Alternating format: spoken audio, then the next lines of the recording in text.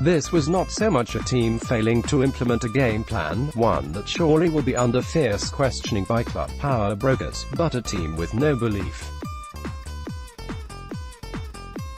The third year of a rebuild should be a time when a club starts to show improvement.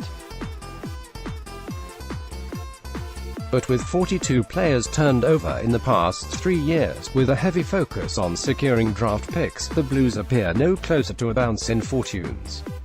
This contest was over at quarter time, when a sizzling Lachie Neale, one of the more underrated stars in the league, fired the Dockers to 6 straight goals.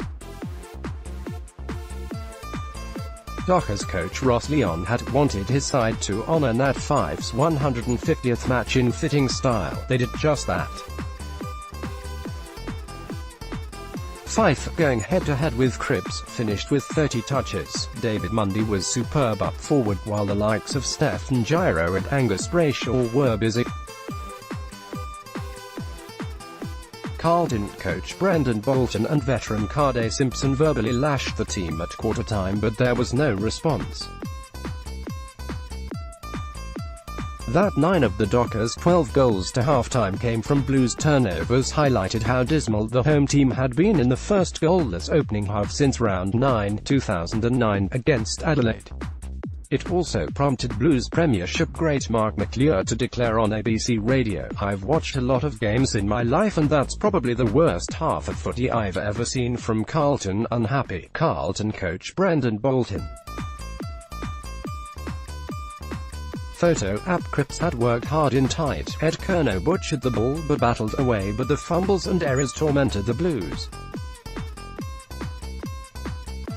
Sam Rose dropped mark in defence led to a successful Neale snap. Jacob Weitering was run down from behind, while Matthew Wright, such a reliable kick for goal, botched a set shot from about 25 metres in front. They, Dockers, jumped us at the start. Nat Fyfe, David Mundy, Aaron Sandilands, Lachie Neale, and our response was too slow. Bolton said, "The game, by and large, I think they kicked 12 in the first half, was done there and it could have got really ugly."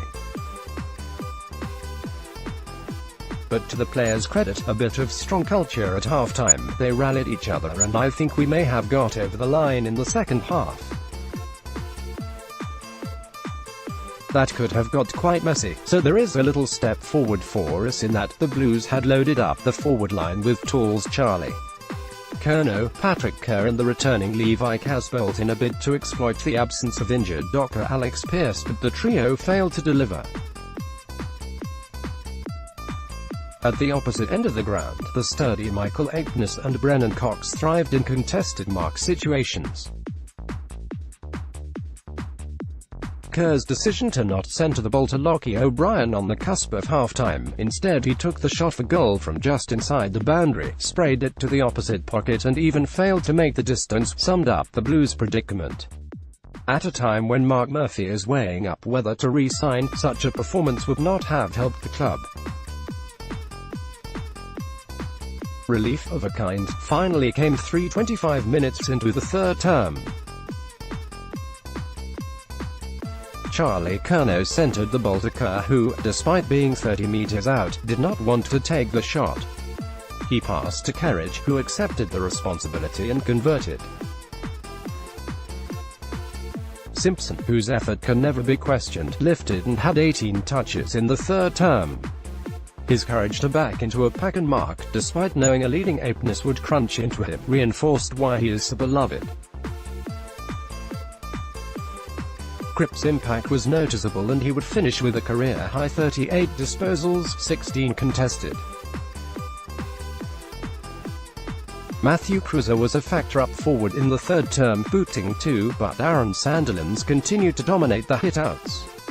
It must be noted the Dockers dropped in intensity after half-time.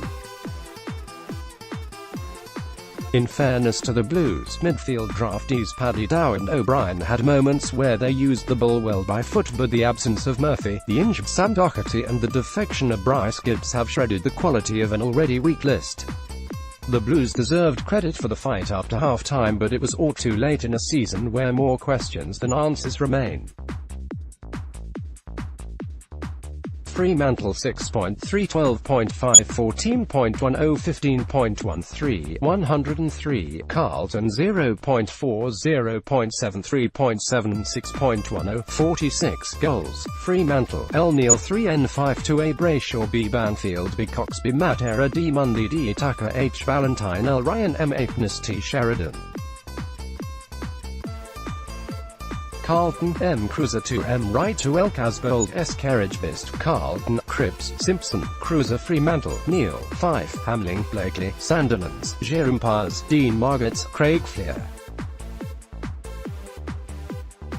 Brent Wallace Nathan Williamson Official crowd 21,430 at Etihad Stadium votes 8 Lockie Neal Fremantle 8 Nat 5 Fremantle 7 Joel Hamling Fremantle 7 Connor Blakely Fremantle 7 Patrick Cripps Carlton